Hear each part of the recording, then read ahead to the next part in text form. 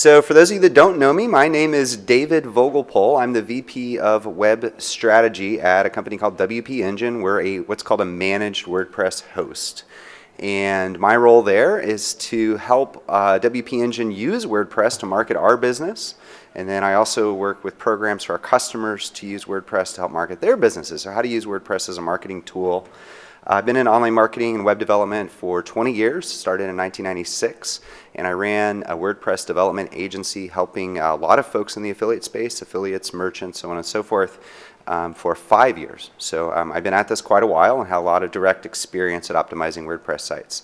Again, we'll do Q&A at the end, so save up all your WordPress questions for then, and I'll answer them as best I can. So today, what you're going to learn is how to use WordPress to save your time, to help scale your business, and ultimately to help you make more money. So what are things you can do inside of WordPress to help you boost your revenue?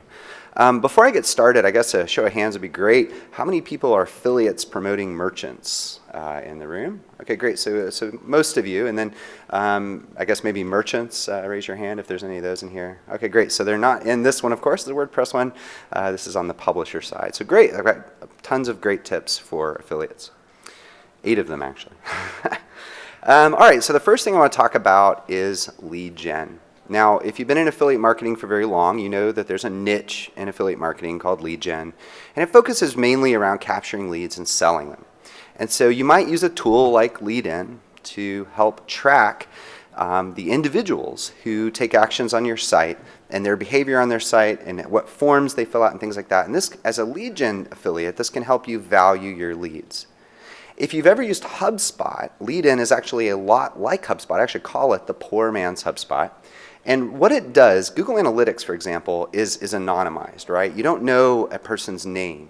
You don't know necessarily an individual's actions. Where Lead-In is an analytics platform that lets you actually see the behavior of individual users. You can see their name, you can see their social profile. So as a lead gen affiliate, this is actually a really valuable tool. But if you're not a lead gen affiliate, you can actually use Lead-In as well. Everyone, I assume, and you should, is doing some level of email marketing. You're capturing people's emails and marketing to them. So if you're trying to capture people into your list, Lead-In is a great tool to see who those individuals are and what sort of behaviors they're taking when they're on your website. You can use this information to get ideas about how to optimize your site. What forms are working well? Are people filling out multiple forms? Are they engaging with different kinds of pages? What sequence of pages are they engaging with? You can use Lead-In to get a feel for how people are using your site, and then you can optimize for that. That's kind of funny. I've mentioned Lead-In here and there over the course of a few years, and I always call it the poor man's HubSpot. And then finally, HubSpot actually bought Lead-In. So the resources behind HubSpot are now available for the Lead-In software.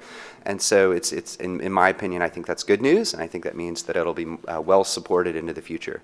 But Lead-In is a great plugin for understanding individuals and how they interact and engage with your site.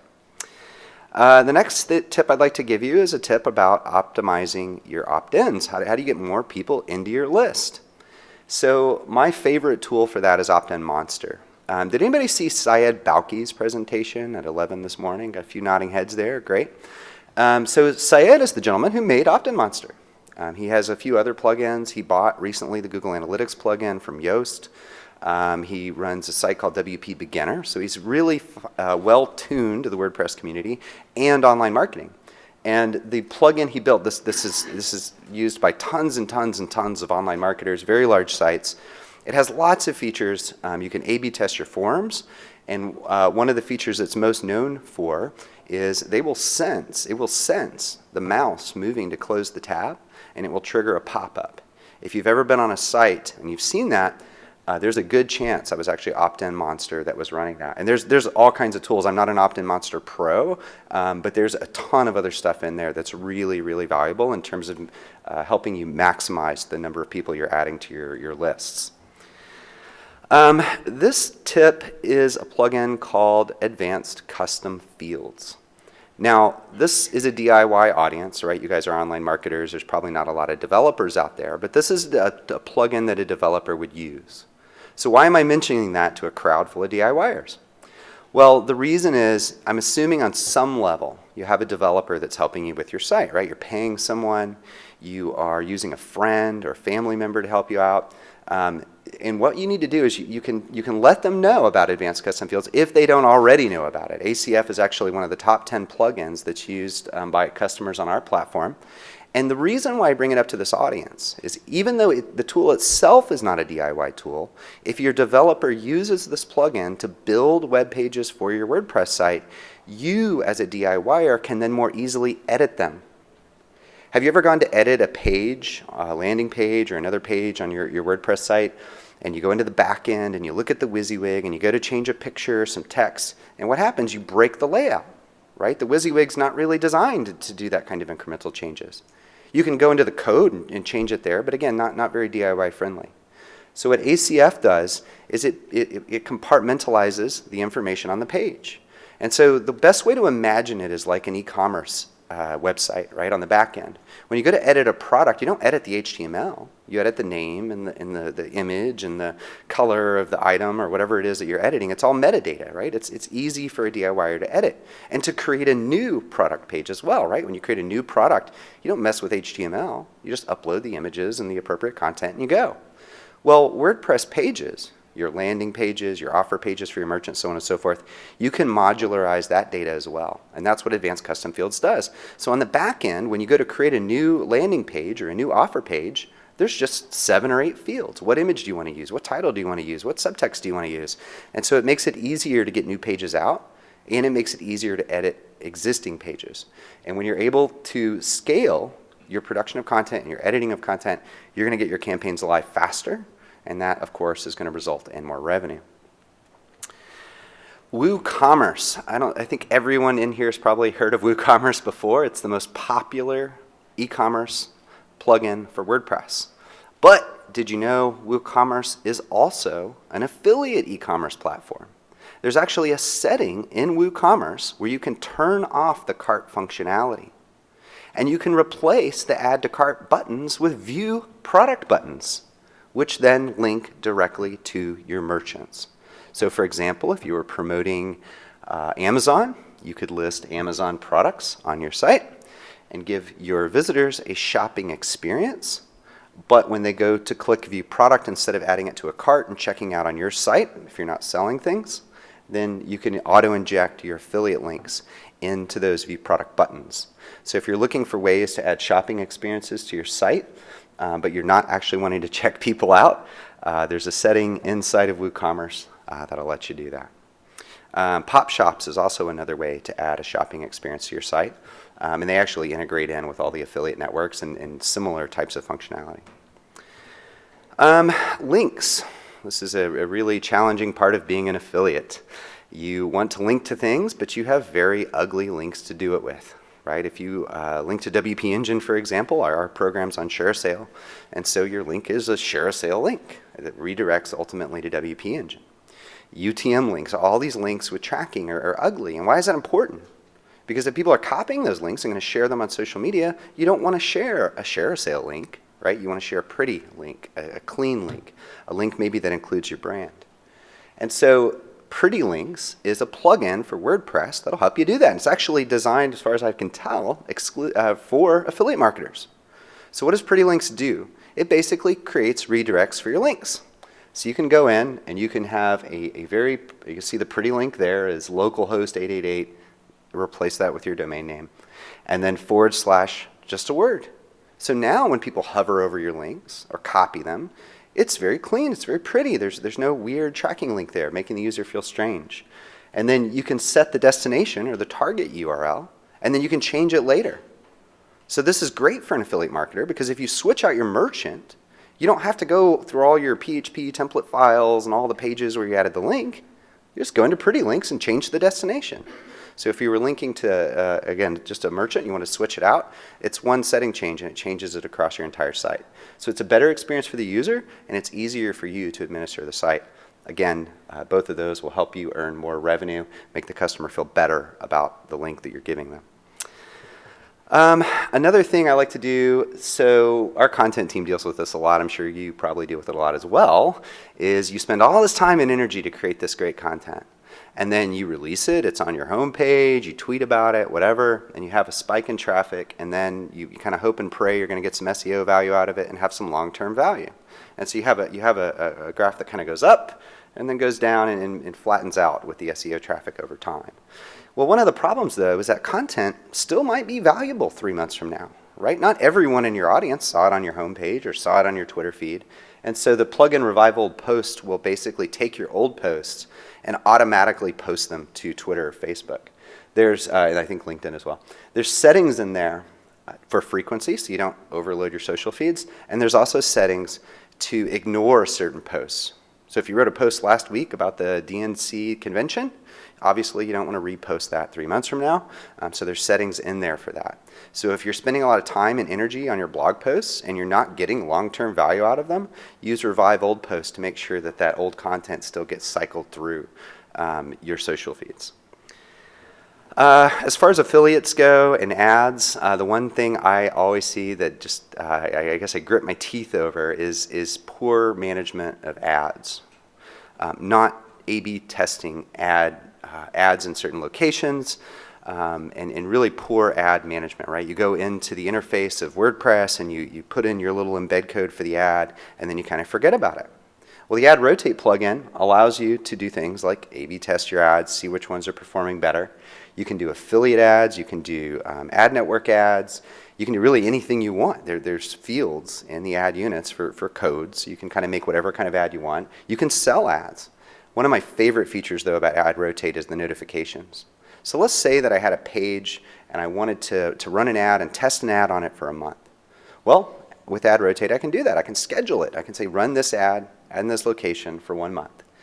And then at the end of that month, a few days before that ad's going to expire, Ad Rotate will email you and let you know that that's happening.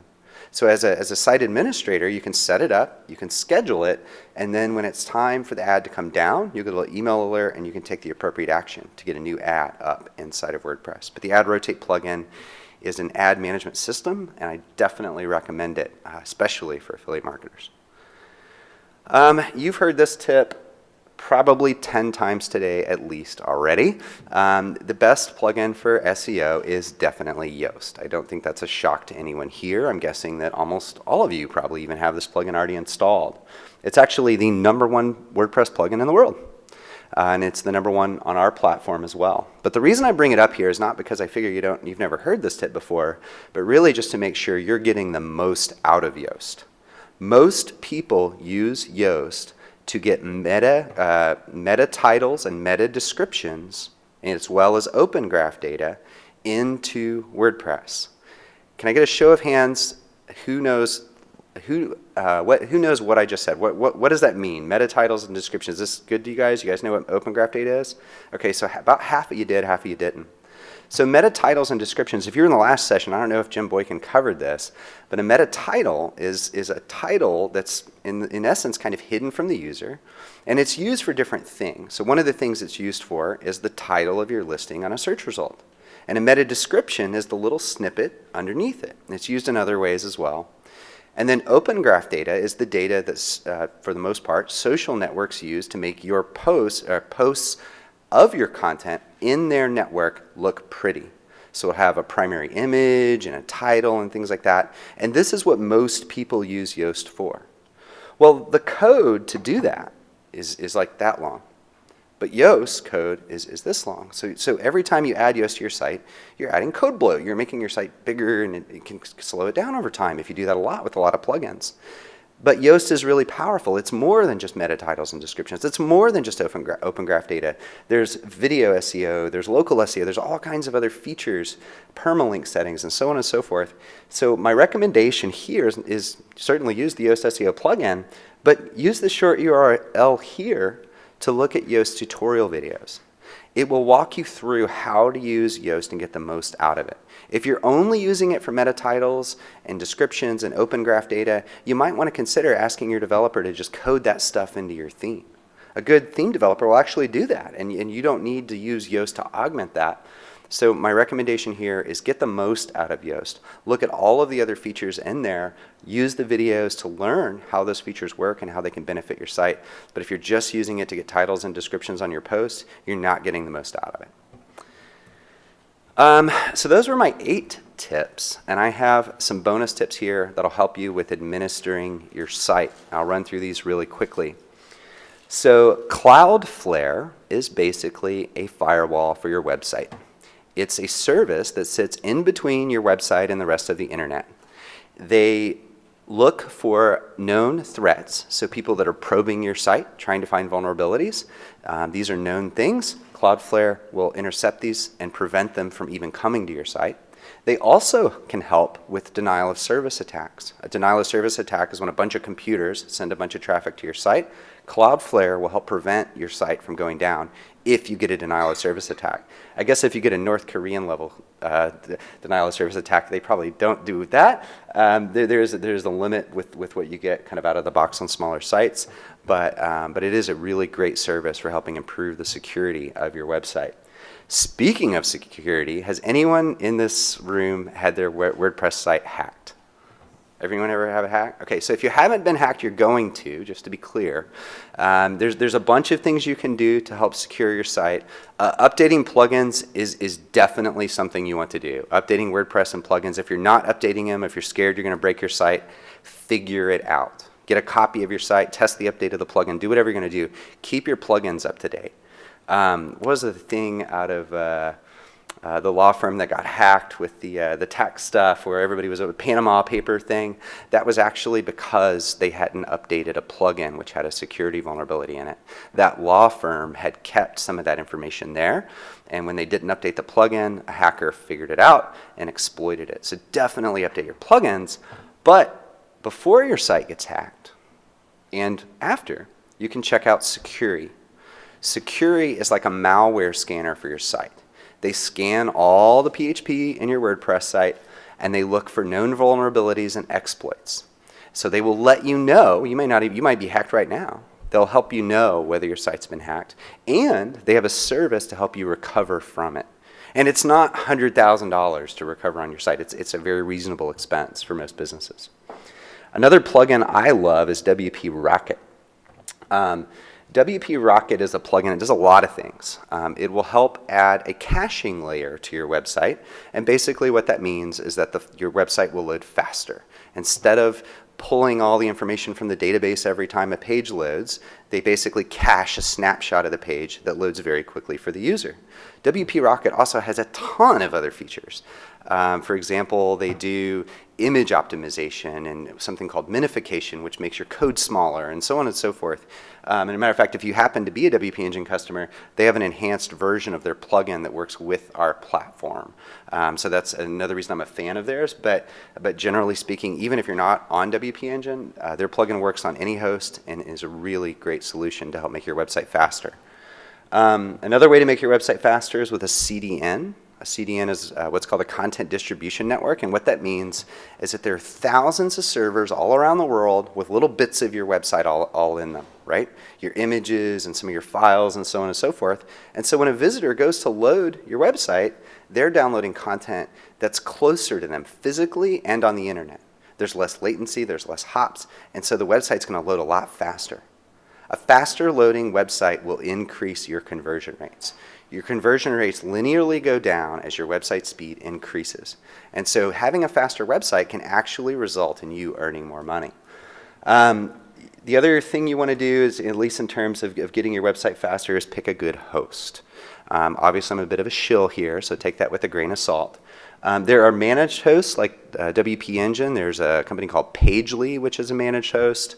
There's a company called Pantheon, which is a managed host, and for the most part, those companies all specialize in WordPress hosting. So their support staff is better, but really and more importantly, the infrastructure is optimized for WordPress.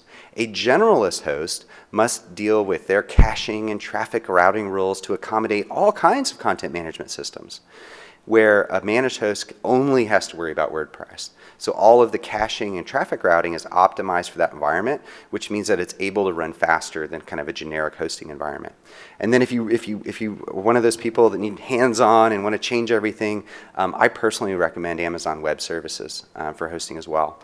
It's a little more intense in terms of the amount of work you have to do and the level of expertise you have to do. But I'm a big fan of AWS when choosing a hosting solution where you especially want to do a lot of like DIY edits and so on and so forth. So that's 8 simple revenue boosting hacks for WordPress, and we definitely have time for Q&A. Any questions? Yes? Oh, sorry. Do you mind if I let the lady go first? No, go ahead. Okay, great. Thank you. The revival post, Yep. is that a plugin or is that functionality in WordPress? The question was for everybody else, was Revival Post a function in WordPress or was it a plugin? It's a plugin. So you can go to wordpress.org. There's a plugin directory there, and you can find Revival Post in the directory. Did you say revive old post or revival post? Revive Old Post. So yeah, and that's a great plugin. By the way, that plugin was recommended to me by Syed Bauki, the guy that does Optin Monster as well. He loves that plugin. He uses it all the time. Yes, sir. On the previous slide, you had Max CDN, WP Engine, love each other. If you have WP Engine, you should not need Max CDN. Yeah, I didn't want to make this the WP Engine show, but yes, if you have WP Engine, Max CDN is included. We also use Sucuri to scan our customer sites, and we also use Cloudflare. So, but if you were a customer of ours, you wouldn't need any of those. There are some services within Sucuri and Cloudflare that don't come included, so you'd have to like dig into that. But yeah, you are right. You wouldn't need to do that if you were a customer. Yes, sir. On WooCommerce, does the view product button have to say that, or is that customizable? It is totally customizable. You can see it here in the interface. It says button text there on number 2. It actually says, I don't know if you can read it, but there isn't a way to edit the button text. In this example, it says in the interface screenshot, it says buy product. I changed it here actually in PowerPoint to say view product, but you could do whatever you want. So yeah, you can absolutely change that button text. Yes, sir. I thought you raised your hand. Maybe you didn't. Yes, sir. Advanced custom fields. Is there a way to password protect the field? Is there a way to password protect a field in advanced custom fields? I don't believe there's a way to password protect a field within a page. However, you can restrict which pages visitors can edit. That would not be a function within ACF, though. It would be a function within inside of WordPress. I have a situation where I don't want to password protect the page, a portion of it. So I'm sorry for repeating it. I just want to make sure everybody can hear. But your comment was basically you want people to be able to edit some fields, but not the whole page. It's sort of hard to spec stuff out on a podium like this. But the way I would probably go about that is to create a second custom post type. And this is getting a little nerdy here, but custom post types are types of pages, right? And so when you create an ACF page with a bunch of fields, that's a custom post type. And so what I would do is I would actually create a different custom post type that when you basically render the page on the front end uses both sets of data. And then you can password protect this and not the other. There is definitely a way to password protect or restrict access to certain fields in one page, but that might require more custom coding than you might want to tolerate. So, other questions? Yes, ma'am. One of the things I struggle with is there's so many plugins that like to use on my site, and I know the fewer the better, right? Is there like a number to suggest? Yeah, I love that question. I get that a lot. The question was, how many plugins are too many, right? And you guys have probably heard this. Like, don't install a lot of plugins. It's true. I look at plugins like your old computer, right? Your old computer gets slow over time. Why does it get slow? Because you keep installing stuff and things get in there, and you basically have bloat, right? And your computer gets slower because it's doing more things and it's taking up more memory. The same can be true for plugins. So how many plugins is too many? There's no magic number, right? One bad plugin can slow down your site and crash your site. So my recommendation, I have a whole deck on this, maybe I can share this with you later, about how to pick plugins. And one of the things I look for is, how respected is the plugin developer and so on and so forth. You can look at their reviews, you can look at how many people are downloading them, but you really need to be cautious about your plugins. The Yoast example was a really good one. Like, this is a really popular plugin, and the way people use the Yoast plugin is for meta, titles, descriptions, and open graph data. Well, that's like a 30-minute programming job for a developer to put that into your theme. You don't need a whole plugin for that if that's all you're using it for. So really just look and say, do I need to use that plugin? What is it doing? Do I really need it there? If I have access to a developer, can they go in and add that functionality for me? But there's no magic number. I guess the last time somebody asked me that question, I said 0 as a joke. But the gist is, look, just don't blow your site with plugins, right? Remove them if you're not using them. Audit them. Make sure that you need them, right? And there's also risk there, right? If the plugin developer stops updating it, if you're aligning your business with that plugin in some way or your revenue with that plugin, it can go out of date and cause security vulnerabilities. I mean, you're opening up doors and adding technical debt to your site. So just be cautious with adding plugins and then ask yourself, do I really need it, or could I have a developer make this functionality for me without all of the other stuff I'm not going to use? Other questions? Yes, ma'am. Do you have a recommendation for a plugin for not necessarily a membership site? I don't need them to pay, but I want them to have to log in to see certain content. Yeah, what's the best membership plugin, especially if you're not worried about payment? I like Wishlist Member. There's a bunch of plugins that do this. Wishlist Member is pretty good, and they do have an option for without having to use payment. There's an extension for WooCommerce that also allows you to do that, and I believe you can do $0 products with that as well. But the thing I'm most familiar with would be Wishlist Member, personally. So. Any other questions?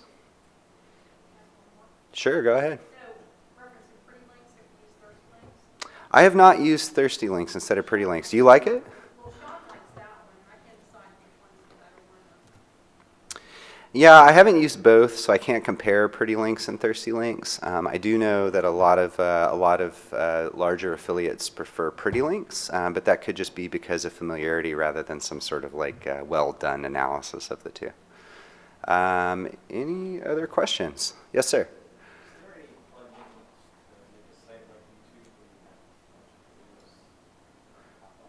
Is there a plugin to make a site like YouTube where there's a bunch of videos? I'm not personally aware of one, but what I would recommend that you do is you actually look for a theme that does that. And this is a really important thing to understand. Like, what is the difference between a plugin and a theme? And in a lot of ways, they kind of overlap. You can actually do things in themes that you can also kind of do in plugins. But my recommendation would actually look for a theme for that. You could try app themes. They specialize in kind of kitschy themes that are specifically designed for certain types of sites. And actually, they focus on affiliate marketing. So for example, if you want to create a coupon site, App Themes actually has a coupon site template that you can add. But you could try that. But I would start looking for a theme rather than a plugin. The other thing, of course, you can do is you can kind of do this on your own as well, right? A video is just an embedded element. You could use advanced custom fields to do that. So you could design your pages, and then on the back end, you can add the metadata fields. I can't find that slide now. But you can add the fields and then basically have a YouTube-esque site using advanced custom fields. But I'm just not personally aware of a plugin or theme that does that. Maybe one more question. How much time do we have left, by the way? 2 minutes. Okay, one more question. Yes, sir. In answer to this question, there's a thing called newspaper. Okay, newspaper theme. Newspaper on theme for us to make a very video-heavy site. It's pretty close to YouTube. Oh, cool. So a YouTube-esque theme on ThemeForce. Great. Awesome. Well, I guess that's all the time we have. So thank you very much for coming, and I'll be around here if you have any other questions. So thank you.